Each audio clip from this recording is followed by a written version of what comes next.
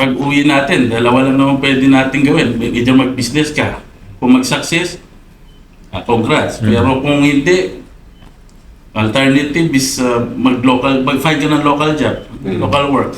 So, Mr. Randy, as per your CV, ex-abroad ka. Yes sir, sabi ko naman. Alam mo kasi, ang hanap namin dito yung mainstay. So, kung ex-abroad ka, may chances ka umalis ulit. Ay, talaga? Ginagawa nila doon? Nangyari sa akin yan.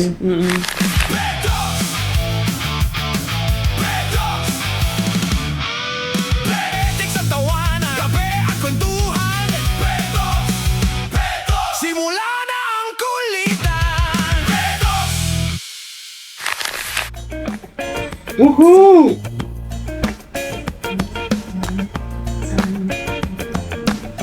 Ang lamig. Ang lamig nga eh. Pahinaan po ng aircon. Alam mo, na-amaze pa rin ako sa setting natin ngayon. Oo, ang ganda. Parang kailan lang... Sana dito na lang tayo palagi. Wow. Hindi ba pwedeng dito na lang tumira? Hindi yung parang kailan lang na kami, nagsisiksikan kami sa kwarto. Hanggang nandun kami sa sala. Welcome to Petos! Petik sa tawanan. Kape at Kwentuhan. Episode 25. Ay, Tama. at tama. Episode 25. Ako nga pala si Rage. Ito naman po si Bok. At ako naman si Duday. Ayan. Alright, welcome back mga kapetoks. Hindi pa ba kayo nakasubscribe? Mag-subscribe na kayo. Libre lang yan. Yes, meron po kami sa Facebook, sa Instagram, sa Spotify, and of course sa ating YouTube. TikTok. TikTok. TikTok. Meron palang TikTok. Facebook. Facebook. Oh. Friendster and MySpace. Friendster and MySpace. Kasi magkakasingidad tayo ngayon eh. Kaya... Naabutan niyo ba dati yung MIRC? Oo. Ay, talaga na. Oo, yung dami na chat nun eh. Oo, di ba? Mga channel yun eh. Pati Telegram, inabutan nga na. Oo nga. Ayan. Box, matanong kita. Ayan eh. Ayan, yung segue eh. Box, matanong kita. Kung all of a sudden, pinauwi ka sa Pilipinas, walang kung ano-ano. Basta pinauwi ka na lang sa Pilipinas, wala kang plano or anything. Kakayanin mo ba? Sa status ngayon, siguro hindi. Hindi ako uuwi. Hindi ka mo. Hindi, of course, bibigyan ka naman ng gratuity, no? So, Sabihin na natin, may gratuity ka, pero wala ka pang plano, wala ka pang naipundar halimbawa sa Pilipinas. O yun nga. Uuwi ka lang with your gratuity. Kung may chance na hindi uuwi, hindi ako uuwi. Pero kung like kailangan talagang umuwi, no choice, uuwi. Pero hindi ako uuwi. No choice. No choice, hindi pa rin Hindi pa rin ako uuwi. TNT na. Di po, joke lang yan. How about you today? Dumating din Kasi sa point. iba yung sitwasyon mo sa sitwasyon namin eh. Kasi kumbaga nasa ano ka na eh, yung may sarili ka na ano, di ba? Hindi ka na nagwo-work para sa isang company. So walang gratuity, walang ano. Pero all of a sudden, kinailangan mo umuwi ng Pilipinas na walang plano or what. Hindi pa rin talaga ako uwi. No. Kasi nangyari din sa kanya nung during COVID days eh. Pinapauwi kami ng company namin.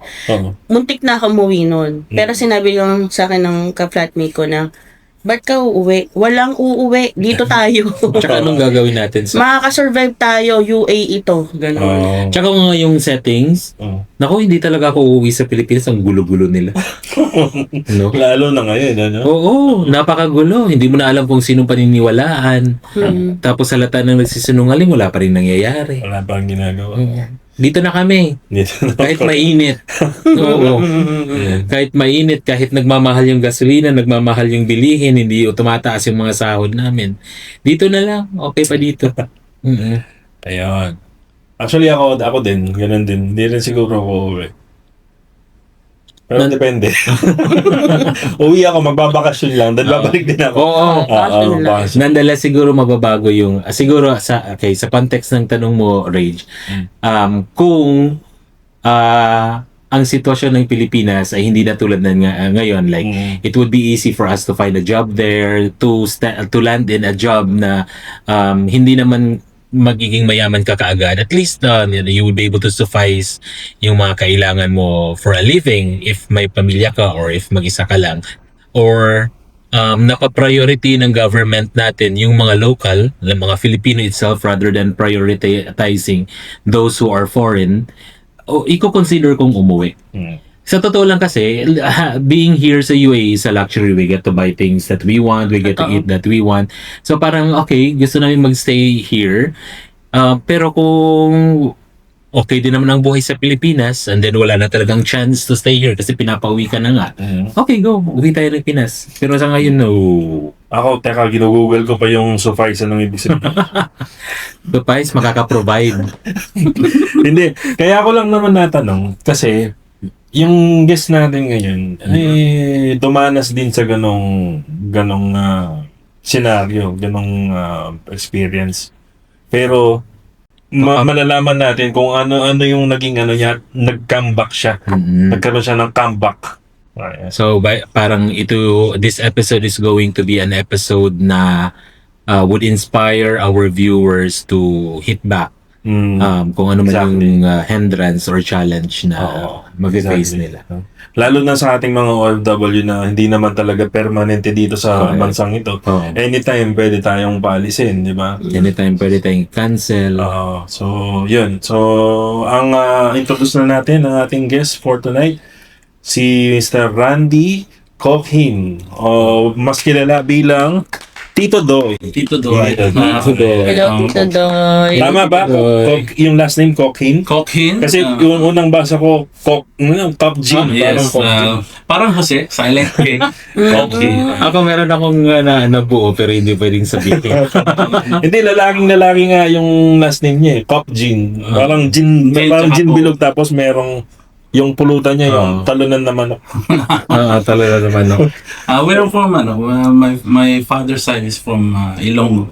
Ilonggo siya. Marunong ka mag-Ilonggo din siya? Hindi, kasi hindi ako dun. Pero ano din siya, half Ilonggo, half Kapampangan. No, sir. Pure Ilonggo. My mother is Ilocano. Okay. I'm a natural born Kapampangan kasi dun ako lumaki. I consider myself as a Kapampangan. Pero yung parents mo is not really taga Pampanga. Hindi. Doon na lang sila nagkakilala. Nagsettle. Doon nagsettle. Yes. Ang ganda. Ganun pala. So half this. Yes. I'm by blood, hindi ako Kapampangan pero natural born there. Okay. So Pampanga, I consider Pampanga as my hometown. Yes. Saan sa Pampanga, sir? San Fernando. San Fernando. San Fernando. Ayan, Kabalin. Yes, but now with my family sa Candaba. Candaba. Pampanga. You're from Pampanga? Pampanga, sa Angeles. Angeles. Ayan. Yung masarap na sisig, no? Doon nga. Yes. Tatlong location yung may masasarap na sisig na iba-iba yung Actually, sa Pampanga, sa Angeles, na-try ko yung sisig ni Aling lusing. Lusing. Meron kaming isang pinuntahan. Sabi ng barkada ko, yun talaga daw yung mas nauna kay Aling Lusing. Ang niya, Ridge, ang restaurant niya, bahay, tapos sa harap ng basketball court, na covered. Nakalimutan ko kasi yung tapos ang sarapan ng nila ng pako. Sa yun.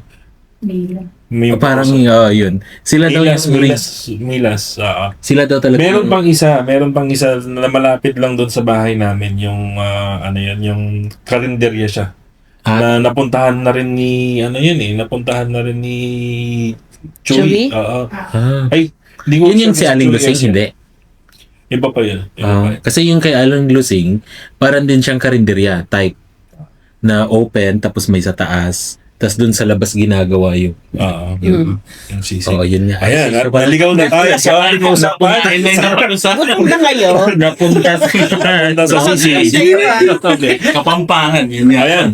So, simulan ko na, Tito Doy. Ayan, Tito Doy. Kung ikukwento mo ang buhay mo, sa isang pangungusap lang, matatawag mo ba itong success story, survival story, or comeback story, kagaya ng nasabi ko kanina? Bakit? It's a comeback story. Comeback story. Pero still ongoing. Hindi pa tapos yung kwento. Na It's still pwede mo kaming ma-catch up to from what happened up to the point now. yes, well back 2006.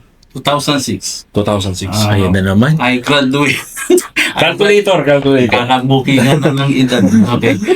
Gumraduate ako 2005, Bachelor of Science Computer Engineering. And from 2005, then 1 year ako sa Pinas bago ako napunta dito. So in that 1 year, hindi ako katulad ng ibang graduates na nagpahinga muna eh. Apply ako Dire-diretso. agad. Isa ka rin ba dun sa mga naguhulog ng piso sa bus? Hindi sa bus. Sa Abu Dhabi ako sinunan eh. Walang mas doon. Sa vending machine. vending machine. Pepsi. Coke. Relate ako dun kanina. So hindi ka nagpahinga, sir, after graduation? After graduation, di ako nagpahinga. Nag-apply talaga ako. Kasi no time na yun, hindi pa naman ko ng internet. Tuwing Sunday sa classified ads, no? Tingin-tingin ako doon, submit, email or text. So, in 1 year time, hindi ako makahanap ng trabaho kasi lagi ang hinahanap is, hindi naman joke yung sa Facebook na fresh grad tapos hanapan ka ng experience. Totoo yun eh. Nakakapagod lang din na kaabot pa ako sa puntong ilang interview yun mula sa HR. Tapos dun sa direct supervisor, tapos sa pinaka-manager or CEO. Ang hirap pa dun, hindi naman one time, isang araw yun. Iba-ibang araw, tsaka minsan iba-ibang lugar. Umabot pa ako dun sa yung isang interview po, branch manager sa Bataan. Taga San Fernando ko. Patulong lang ako sa kuya ko na nagrorota sa papunta dun para may interview. Tapos binalik ako sa HR, sabi, sorry, we cannot hire you because you're lacking experience. So, yun na yung point sa akin na kailangan ko na yata mag-abroad. Yun yung sign. Bago pa kasi ako mag-graduate, itong si father ko, in-encourage niya na ako. Sabi niya, anak, kagraduate mo, mas maganda mag-abroad ka kasi mas may opportunity doon. Pero hindi ko siya pinaniniwalaan. Sabi ko, masarap dito sa Pinas. Pero pag-graduate ko, sinampal lang ko agad ng katotohanan na mahirap ang employment sa atin. Kaya, ayun. Meron bang reason kung bakit maghanap ka agad ng trabaho pagkatapos mong gumraduate? Siguro mahinipin ako. Gusto ko na kumita ng salapi. Kasi nahiya na ako sa magulang ko kasi bunso ako eh. So gusto ko sana magkatrabaho na agad para si Airpat. Easy na. Relax. Pero kung bunso ka, may leverage ka to like sit down first. Kasi may mga kuya, may mga ate. Di ba may mga ano pa yan? Kasi Chill muna. being the youngest among four brothers, sila independent eh. So, parang sa akin, dapat ganito din ako. Pag graduate na ako, May pressure. May pressure. Hindi ako yung tipong bunso, so relax ka lang na spoiled. Di ba yung may ibang mga bata yung hanapin ko muna yung sarili ko. Ayan, bakit nawawala ka ba? Yun lang. Hindi ako raised na binibring kasi. Okay. Yan yung maganda na sa parenting na hindi nila binibibi yung mga anak nila. Kami, nung mga bata pa kami, yung nanay ko kasi teacher, hindi kami ginigising. Kung gumising ka ng sayo, kung gusto mong pumasok sa paralan, hindi siya magagalit kung absent ka. Pumasok ka kung gusto mong pumasok. Sagutan mo yung assignment mo nang ikaw lang. Walang tutulong sa'yo. Ganon yung training sa amin. Okay, hindi ako yun siya. Tapos sir, paano ka napunta ng abroad? Yun, kinausap ko na rin si Airpat. Sabi ko, tulungan mo naman ako na... Nandito siya? Hindi, sa Pinas. Then, kasi andito na yung kuya ko, first and second eldest. And I have my auntie and my cousin sa Abu Dhabi. Sabi ko, Dad, so patulungan naman ako na sa financial, makapunta ng Abu Dhabi. Then, babawi ako sa'yo. So, yun. Ang advantage ko, si tita ko, dahil kapatid niya yung nanay ko, hindi niya ako nahirapang kunin relative visa. Kasi relative. Hindi magastos na gagawin ka pa sa agent. So, yun. Okay. So, hindi ako masyadong nag-aalala kasi ang dami nilang susuporta sa akin sa habang wala akong work dito. So, yun na nga, sir. So, nag-aral ka, nag-graduate ka, naghanap ka ng trabaho, hindi nakahanap, nag-abroad ka. Yes. Nasa Abu Dhabi ka na. Yes. Take us back on that day, sir. When you first land on sa Abu Dhabi, Yeah. ano po yung perception mo? Ano yung pananaw mo? Ano yung nasabi mo sa sarili mo? Like, dito na ba ako yayaman? Sa akin, makaalis lang muna sa Pinas. So, parang yung pagdating mo sa Abu Dhabi is Parang fulfillment ng... Tanggap ko na sa sarili ko na hindi ako makakahanap ng trabaho na related sa pinag-aralan ko. Kasi sa Pinas nga lang hirap ako kahit yung 6-month contract lang na trabaho hindi ko mapasukan Alam niyo, alam niyo sa mga mall, yung mga sales, hindi ko mapasukan So dito pa kaya sa abroad na wala naman ako experience. So kailangan ako yung mag-adjust na kung ano yung opportunity darating. Gagrab ko na. Okay. Bachelor naman ako, malaki, maliit. Yung sapat lang muna na makasurvive ako. True. Yun ang yun ang goal ko nun. Pero base sa experience mo, sir, as a OFW, saka nag-work ka rin sa Pilipinas, no? Hindi. Hindi. I-graduate ko nga. So, kung hindi ka nag-work sa Philippines, totoo ba na hindi ganun kalaki yung advantage ng pagiging OFW or sadyang yung ibang OFW is hirap lang talaga silang i-manage yung financial nila?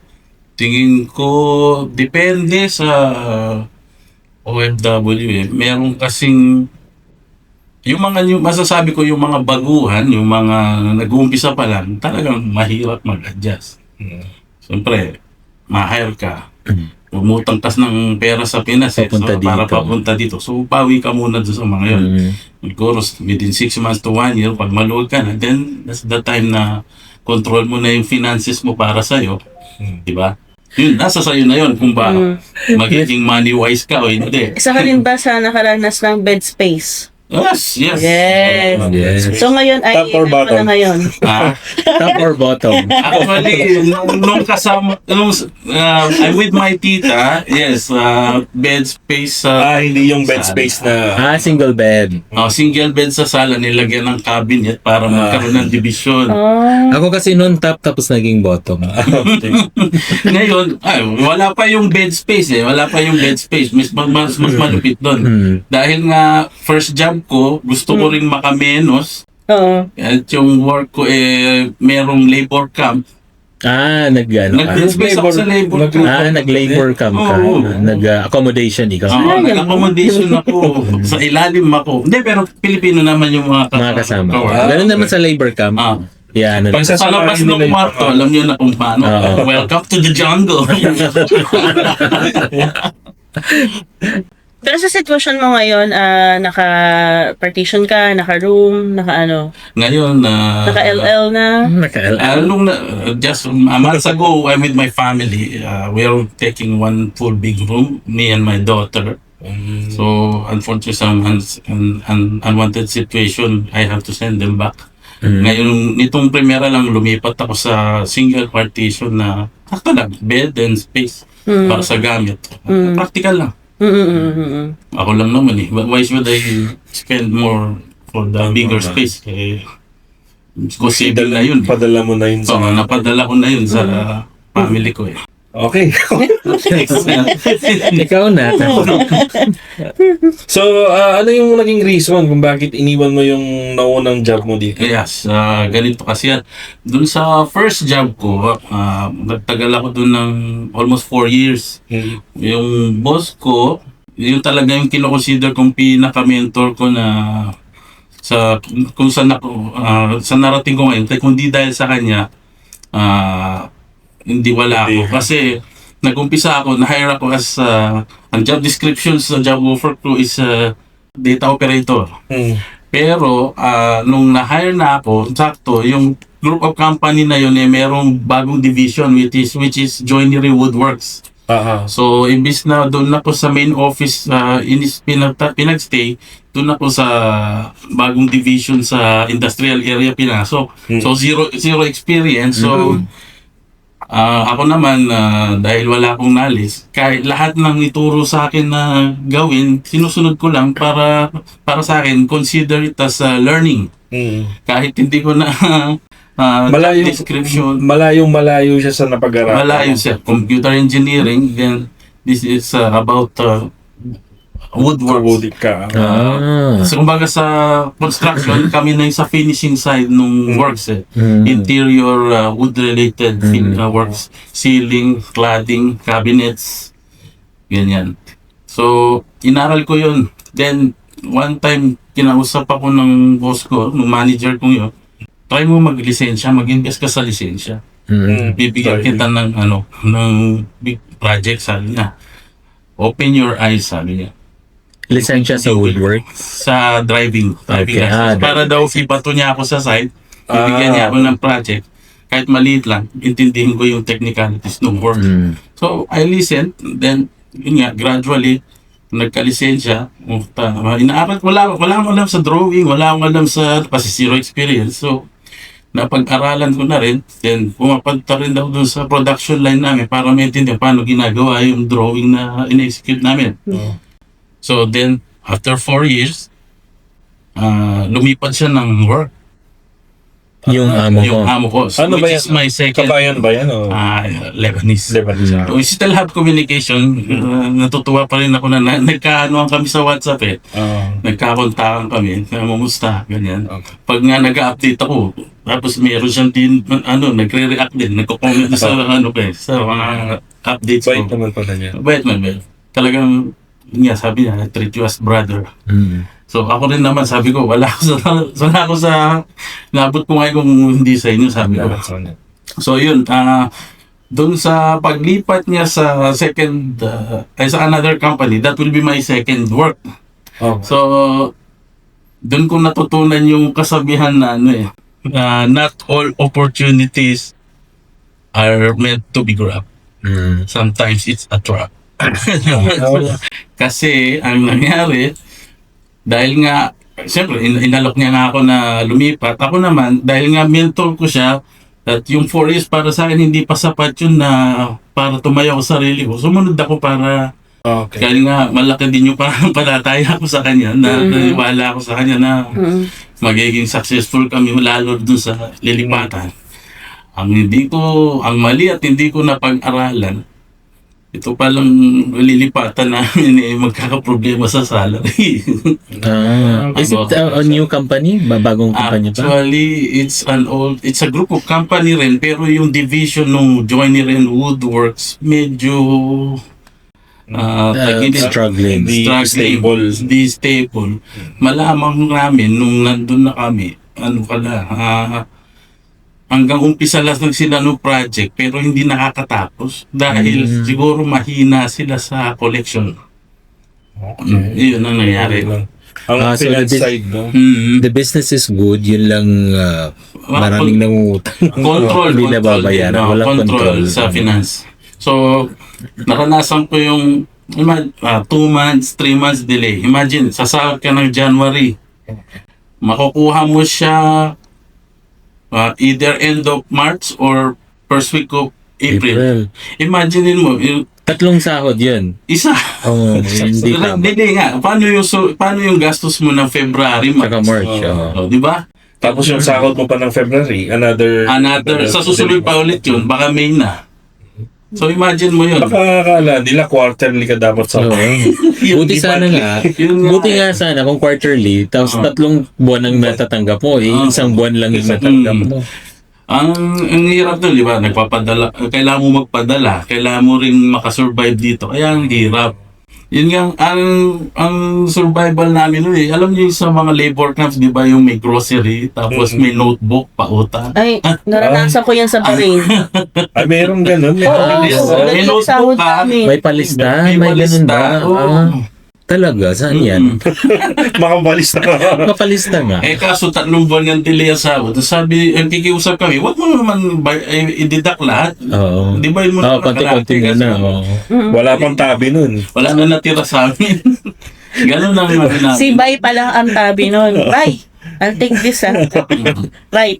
Wala pa. Talaga, meron din ganun sa Bahrain. Sa Bahrain. Oo. Pautang yun. Mga malilit na bakala. No, Balista bakala, din. tama. Oo nga, makikita nga naman sila. Oh. Ganun ka ano dito. Delayed nga lang din. Hindi sila natakot ng 1, 2, 3. Notebook lang. Oo. Pero dumating ba sa point na yung, di ba, yun yung nangyari sa'yo? So, may point ba na kailangan mo magpadala, tapos wala kang mahanapan ng heheraman? Yes. Dumating din ba na ninunok mo yung pride mo para lang makahiram ka? Yes. Pwede. Actually, yung manager namin na nag-recruit sa amin nakalipat, pinahiram niya kami. Ganun siya kabait sa amin. Pero siya hindi naman delayed yung sahod niya. Delayed din, pero dahil Malaki. 1:2 times 1:2 ng sweldo niya sa amin, Hindi niya masyadong siya ramdam. nag-struggle. yung sahod niya, hindi niya masyadong na... Oo. Yung Grateful lista, pa rin yung sa notebook kanya. na nililista yung pagkain niya, ibang notebook. Mas maganda yung listahan. Mas malaki. Sa sitwasyon na yun, Tito Doy, Yes. no?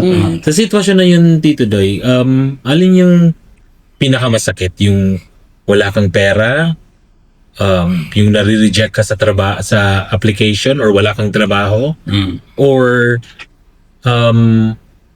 nawawalan ka ng tiwala sa sarili? Para sa akin, yung wala ka ng trabaho, kasi damay yung dalawa eh. Pag wala kang trabaho, wala ka rin pera. Pag wala kang trabaho, nawawalan ka ng confidence. Kaya, times 3 yung sa'yo pag wala kang trabaho. Kailan ka umabot dun sa point na, dun sa work mo na yun, kailan ka umabot sa point na ayaw mo na, sumuko ka na? Ayoko na kasi, yun nga, nakakapagod eh. Naisip ko, umuwi na lang ba ako na, sige, struggle kami, pero kasama ko yung mag-ina ko, or struggle dito pero malayo sa mag-ina ko. So, mahirap na, no? Mahirap kasi doon, dahil sa Abu Dhabi, meron kang gastos dito tsaka sa Pinas. Kung magkakasama kami doon, magkasama kami, pero yung gastos hindi ganun lang, maparaanan na lang, ganun. Tsaka nung time kasi na yun, si Mrs. Kagawad eh. Okay. So, kahit pa paano may honorarium, nakuha, sabi naman ni Mrs., pagtyaga na lang natin muna yung honorarium ko dito. Umuwi ka muna, then tingnan natin kung anong pwedeng gawin. Kung mag-business ng maliit o maghanap ka ng local job or... Umuwi ka? Yes, umuwi ako. Paldo. Kasi 3 months eh. Yung 3 months na yun, bibigay. Hindi nila bigay yun bago pumirma ng cancellation. Plus, magkano lang yung graduate ko kasi 2 years, more or less lang ako dun sa second job ko yun. So, yung time na yun, medyo siguro for 6 months okay, nababudgetize pa namin yung kasi may dala ko. Pero wala akong pumapasok na pera. So, yun lang yung palabas lang talaga. Plus yung honorarium ni Mrs. na which is hindi rin naman konti lang. Konti lang. Tapos pag may humingi pang tulong sa barangay, yun lang din yung pinapaluan ng Mrs. ko. So wala din. Kulang talaga. So, mga ilang, umuwi ka na nun, sir. Mga ilang taon ka nag-stay sa Pilipinas? Almost 1 year. From umuwi ako ng November 2014, nakabalik ako ng Dubai ng December 2015. Diba? Actually, ito sabihin ko, yung time na napauwi rin ako, siguro, plano rin ni God. Kasi within that 1 year na yun, my father was diagnosed with cancer. Diyos ko, ang hirap. Yes. Umuwi ako, then umuwi ako November 2014, no? Na-diagnose siya August 2015. So, 2014. August 2013 pala. 2013 November ako na-diagnose siya ng 2014 na around March. So, yung pag-uwi ko, hindi ko alam na meron siya.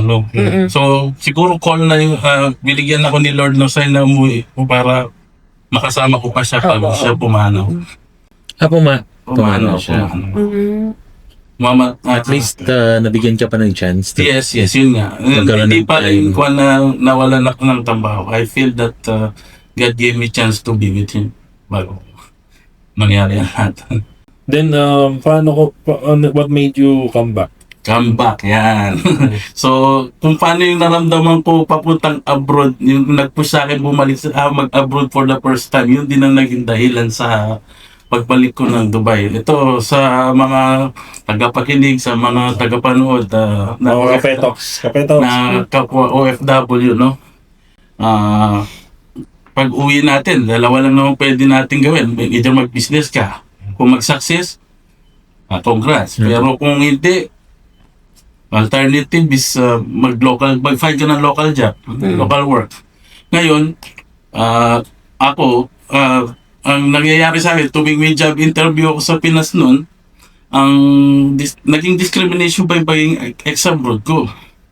Bigyan kita ng senaryo, ganito. Sabi ng employer, so, Mr. Randy, as per your CV, ex-abroad ka. Yes sir, sabi ko naman. Alam mo kasi, ang hanap namin dito yung mainstay.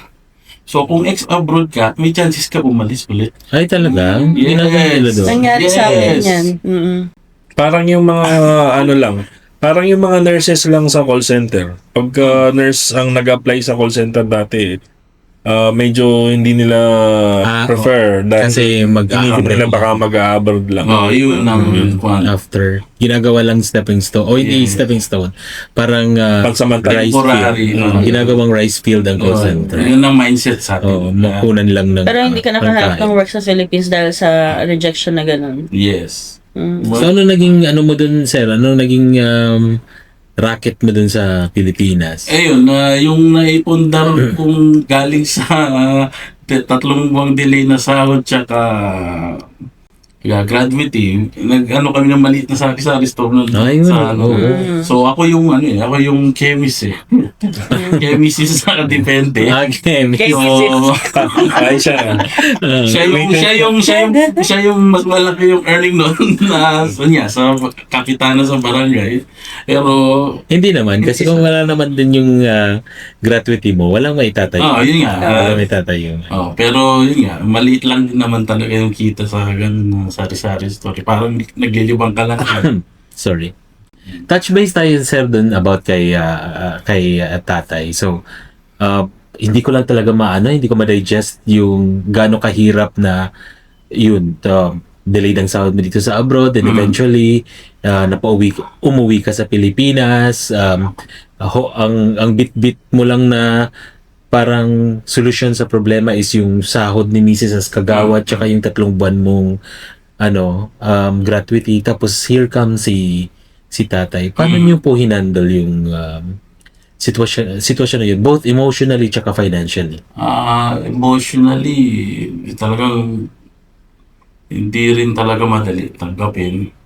And then, financially, si father kasi, so para sa akin siya yung modernong magulang na inalis na yung toxic culture na pagtanda ko, anak ko magiging investment ko. Meron meron siyang sarili na ipon, saka yung sa pension niya, meron siya. So yun yung parang naging gamit-gamit niyo sa pagpapatingin. sa pagpapatingin. So ang sa amin na lang is yung care na Nag-undergo ba siya ng chemo? Yes. I was there with him during the chemo tsaka yung biopsy. Nakita ko talaga yung laki ng karayong tinusok dito kasi nasa na daw niya, sa baga, yung cancer cells. So, pero ang pinaka-target nung sa utak sa brain niya yung tumor, yung cancer. Pag nagtitrigger yung cancer na yung sa utak niya, minsan nadidisorient siya. Yun yung challenge nung time na yun na meron siyang sinusumpo yung sa ulo niya, sa brain niya. Kasi bigla nagpawala, ganyan. Talaga. Nadidisorient nga, hindi kami kilala, bigla na siya may sinasabi na hindi namin alam. Masasabi mo ba, sir, na itong mga experiences na to is malaking factor na bumuo sa'yo, ganito katapang na taong humaharap sa amin ngayon? Yes, I think so. I believe so. Ayun, so, Gagawin na ni Box na petiks at iyakan tong podcast na. hindi hindi ko lang kasi talaga alam mo, we have our own share of struggles. soft life, yes. Oo, parang ako nga ang naiiyak kasi may struggle ako, may personal struggle ako, pero hindi ko lang talaga ma-digest gaano kahirap. Imagine. It's long time na kasi, more than decade na siyang wala. So, pero nung mismong burol niya, di ba, meron yung mag-speech. Yung eulogy. Eulogy yun. Ako yung pinag-eulogy nila, hindi ko natuloy. Ay, hindi mo natapos. Umiyak ako. Alam ng family ko, ng mga kaibigan ko. Kasi kahit ilagay ko yung sarili ko rin sa sitwasyon niya, parang hindi ko alam, hindi ko kakayanin siguro na wala na nga akong sahod, tapos yung sahod lang ni Mrs. ang bumubuhay sa amin, tapos meron pang dago. Ito na, so nakabalik ka na sa... balikan na natin yung positive side ng lahat ng mga na-experience mo. Yes. Doon sa pagbalik mo dito sa Ayun, sir.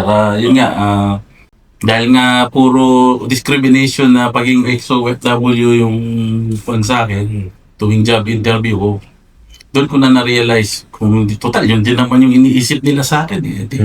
Apply na ako ulit. Ulit. So ito, another tip sa mga taga-listeners. Hindi naman sila nagpo-promote, no? Ang ginamit ko is workabroad.ph app. Legit yun. Marami kasing nagdududa kung totoo ba yun, pero from my experience, ano ba yun? Parang website? para siyang job street. Parang Indeed. Parang hindi. Sa Pilipinas. Sa Pilipinas. Mga agency, meron din namang lahat yun under POEA. Dumaan sa POEA. Tagal na nun Hanggang ngayon. Okay, dun ka din? Doon din ako naghanap na eh. Pero ngayon, legit, hanggang ngayon. Nandun pa rin yun. Sinesearch ko, meron pa legit siya. So, yun nga, nang nag-search ako doon, kailangan nila ng joinery site engineer sa Dubai. Nag-submit ako. Okay. Then, tinawagan ako nung agency sa Manila. From the time na na-interview ko is September 2014. Nandito na ako sa Dubai ng December 2014. Parang 4 months lang.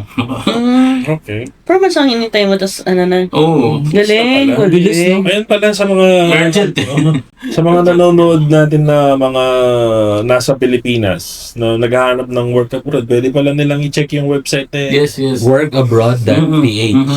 Yun lang, marami nagtatanong sa akin lalo na sa panahon ngayon. Nag-message sa akin may hiring dyan, ganyan. Sabi ko, mahirap kasi kung gusto ka man hire nung employer, paano? Interviewin ka, nandiyan ka sa Pinas.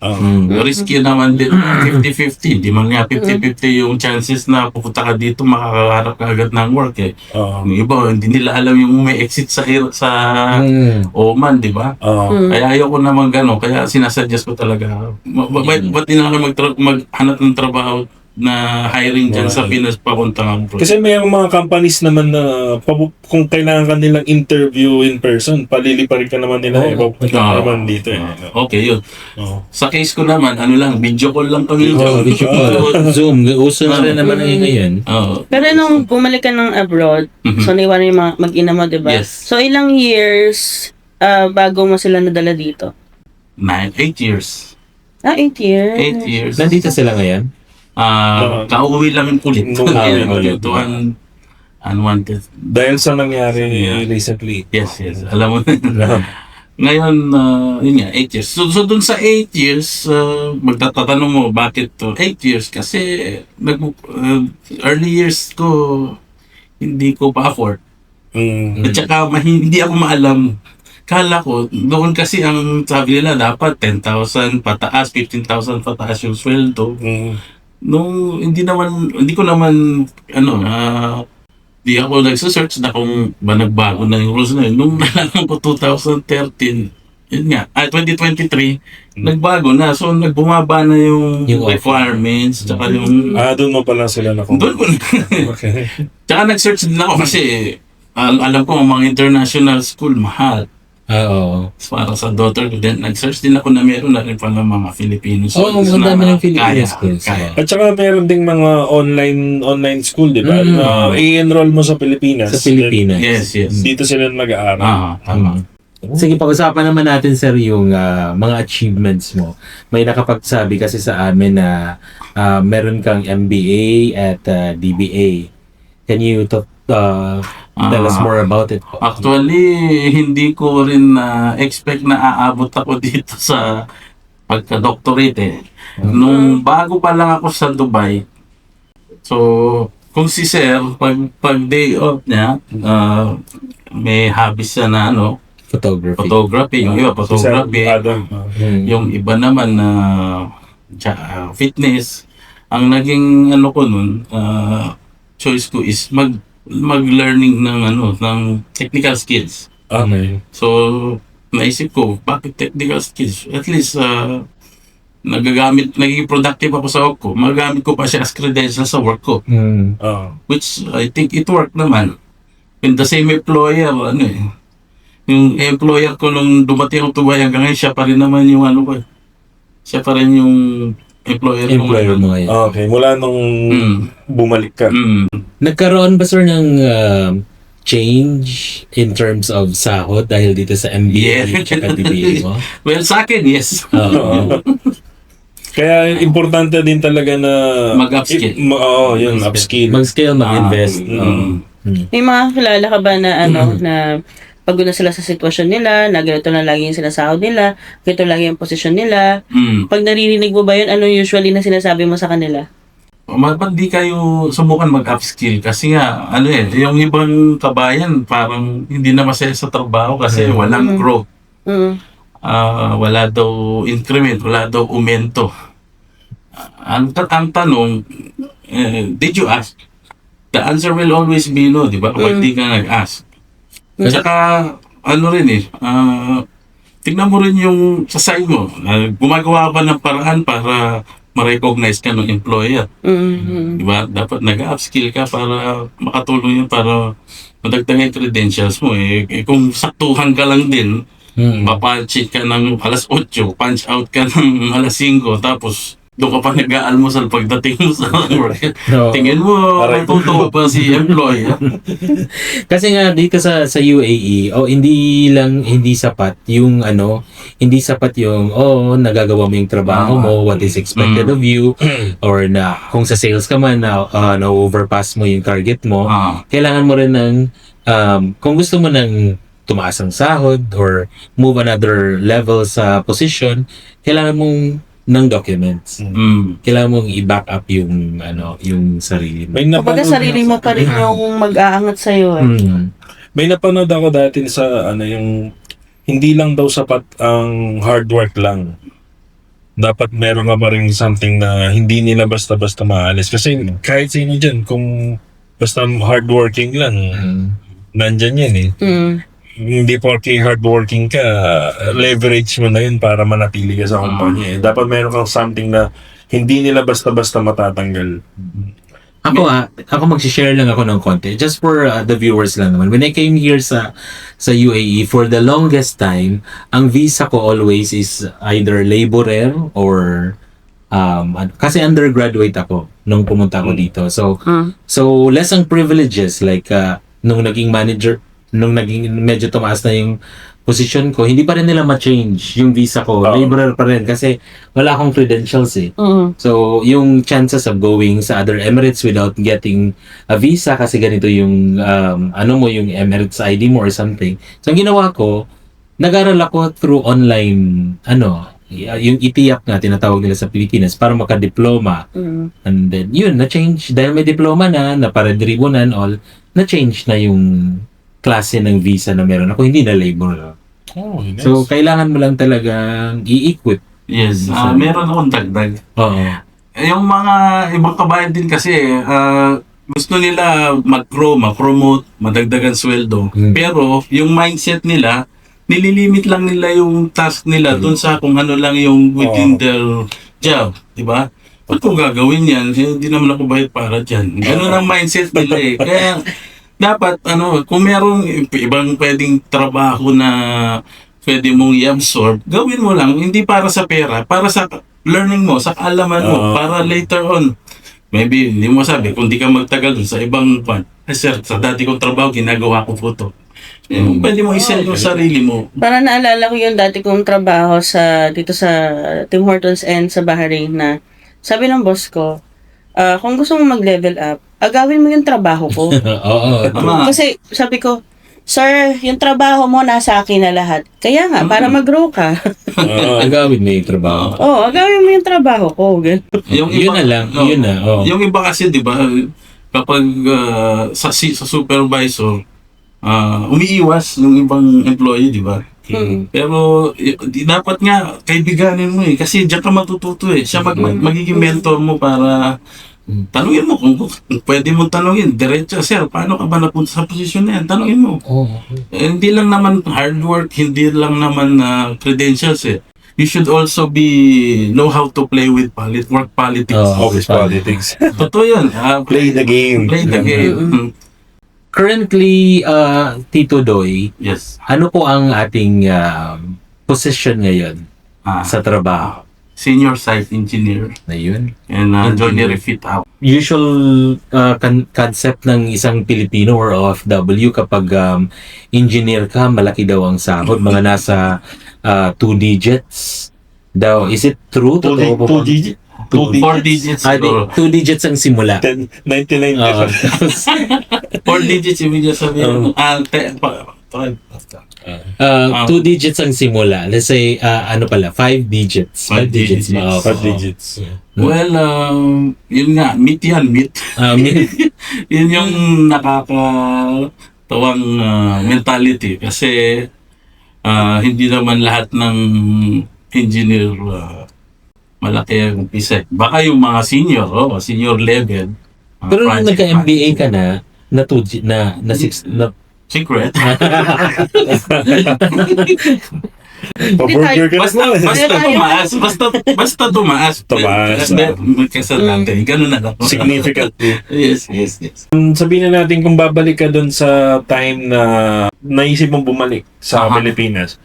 Kunwari, knowing what you know now, Yes. at bumalik ka dun sa edad mo na yun, same din ba yung magiging decision mo na babalik ka rin ng Pilipinas? Iiwan mo yung trabaho mo dito? With the same delay na sahod pa. Hindi, I mean yung mindset mo ngayon na...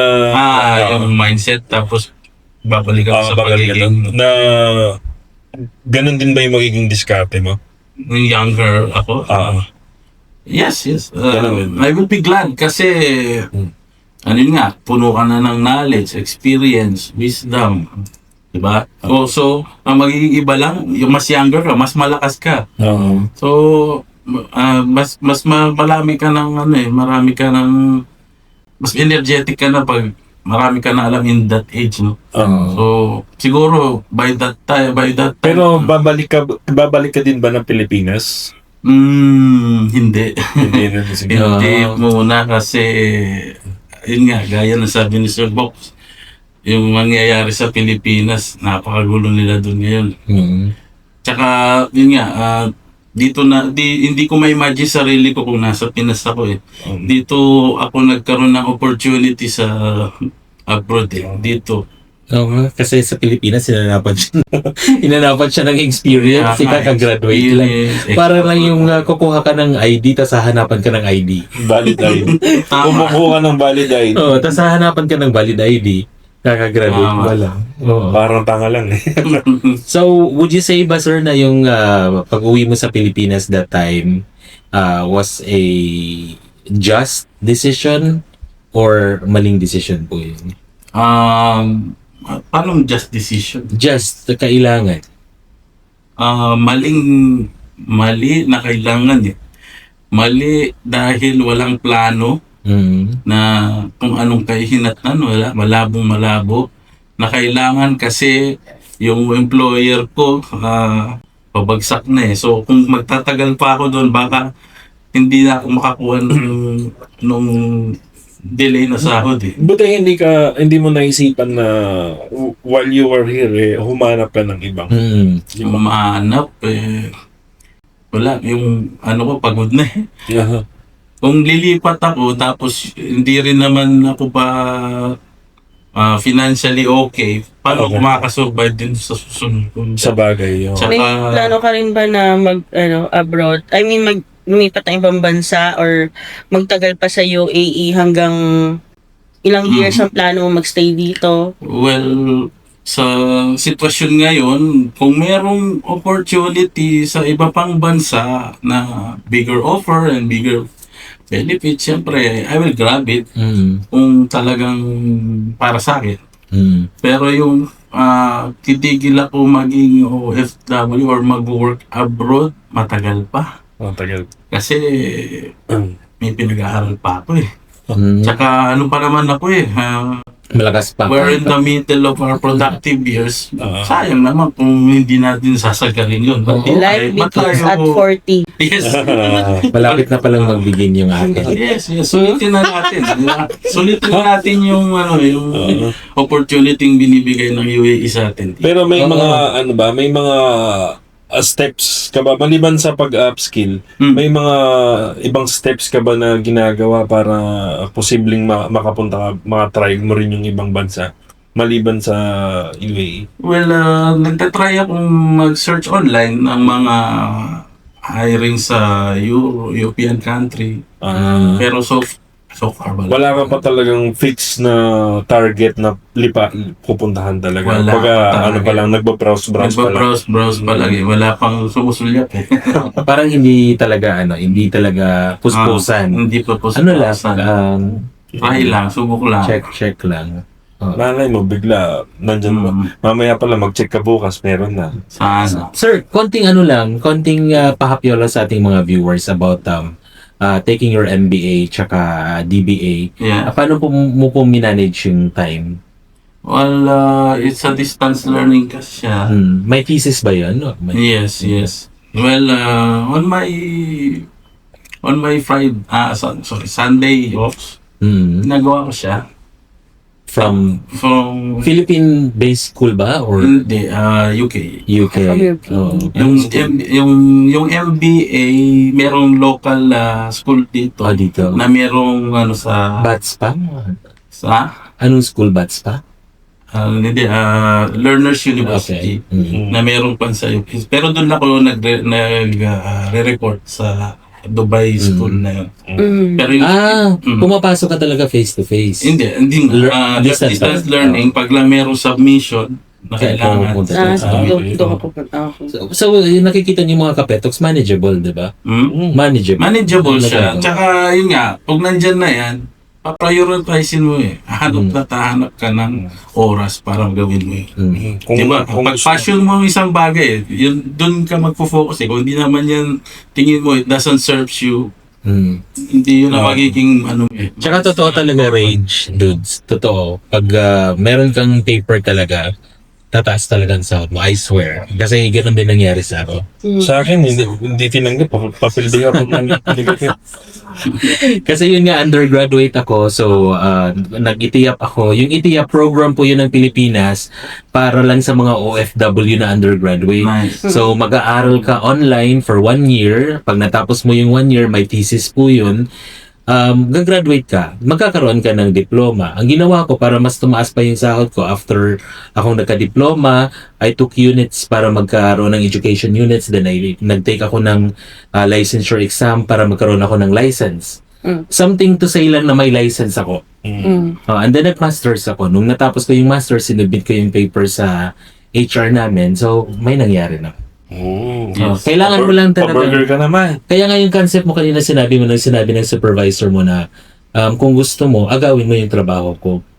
Yung sinasabi nila, sir, ginagawa ko na naman yung trabaho mo, alam mo na. Alam mo na yung trabaho ko. Pero wala ka ng mga papel na meron ako. So, kumuha ka ng papel, agawin mo yung trabaho nun. A3 size ba yung papel? Ayun. Okay, so, Tito Doy, kung halimbawa, bibigyan ka namin ng 5 minutes 5 minutes Okay. yan ba? 5 minutes. Mm. Para makausap mo lahat ng OFW sa buong mundo. Mhm. Yan. Bago sila pumasok sa trabaho, bukas. Okay. Ano yung sasabihin mo sa kanila? Mhm. Saan ba ako haharap? Sa gitna. Sa Yes, Marias. Yes, sa mga OFW dyan, sa Middle East, saka sa buong mundo. Ang masasabi ko lang is, laban lang. Focus kayo sa goal nyo para sa sarili nyo at sa pamilya nyo. No? Sipag lang, pero pagpagod, pahinga din. Kung kailangan magpa-doktor, mag-sick leave ka rin. Oh. Kasi ano tayo we're the money-making machine. So, kailangan din natin ng preventive maintenance saka repair. Okay naman. Ayan. Kasi pag tayo ang nasira, ang dami mo maasa, lahat damay na. Tsaka ano pa, save, pay for yourself. Hindi ko na palalawakin yung tungkol sa financial literacy na yan na mag-save ka, mag-invest ka. Hindi na. Basta, save for yourself para sa future. Lalo na ngayon, really tayong apat 40s, so we should save, no? Para sa retirement. And then, 40s na po kayo? Kaya sabi nga niya, life begins at 40 daw. Malapit na yung akin mag-start. Hindi ako naniniwala. so yun, so another thing is, from my experience, para makasave, mag-ingat sa scammer. So hindi lahat ng nangungutang nagbabayad. Okay. Kasi ayun, yung okay lang naman. Ayan. May na-open yung ganyan. Sige. Okay lang naman magpautang basta yung mapagkakatiwalaan nyo yung tao. Kasi time will come, ikaw rin mga kailangan. So tulungan lang din. Pero kung tingin yung alanganin yung nangihiram, wag na. Wag nyo akong gayahin. Tapos ano pa, so one more thing is pinaka-importante siguro since nasa abroad kayo, follow the law and the rules of that country where you are. Yes. The Siguro, locals. lahat ng sinabi ko yun, pasundan nyo, you will be fine. Yes. Nice. Yun, Iano pa ba natin yung nasabi niya? Pag-uusapan pa ba natin yun? Yung... Maganda. Hindi, konting insight lang kung ano yung nangyari. Ano bang nangyari? Dun sa scammer. utang. Well, Baka nanonood siya ngayon, natatamaan. hindi, madami na Marami na. Hindi naman malaki, pero kung susumahin mo, Malaki na. Siguro, manghihiram, mangangako na, sa ganitong panahon magbayad. So, ano excuse, no? Kailangan padala sa Pinas, naalanganin lang. Kumbaga, ikaw yung tipong taong minsan hirap ka rin tumanggi. Dahil nagtiwala ako sa'yo, alam kong kaya mong bayaran. So, Itong mga ito ba yung mga nasasabi mo, mga malalapit ba na kaibigan, kamag-anak, pinsan, trabaho. Mahirap. Kasama sa bahay. Yes. Magbago na kayo. Papanood mo sa kanila to. Subscribe kayo, tapos magbago na kayo. I learned lesson kung sino celebrity nagsabi nun. Kung may gusto manghiram sa'yo, huwag mong pautangin. Bigyan mo na lang kung ano yung sobra mo. Huwag ka na mag-expect. Kilala ko yan. Si Duday. Narinig ko din yan. Oo, sabi niya. Duday nagsabi. Sabi ni Duday, pwede namang magpautang. Pwede namang magtumulo. Pero, yun nga. Unahin mo yung sarili mo. Unahin mo yung sarili mo. Unahin mo yung sarili mo. Oo. Magbigay ka ng kaya mong ibigay at huwag mo nang isiping ibabalik yun. Kung ibabalik, okay. Kung hindi. Naman. Ayan. Chris na rin yun. Ha? Si Miss Chris na. Chris Lani. Chris Lani. Sinunod ka. Panoorin niyo yan sa mga namin. Sa isa sa mga past episodes. Ayan. So, dumako na tayo sa sa ating next episode. favorite segment. Episode ba? Alin ang pipiliin Hindi niya narinig kanina yun. Hindi mo narinig. Yung pala yun. Alin ang pipiliin na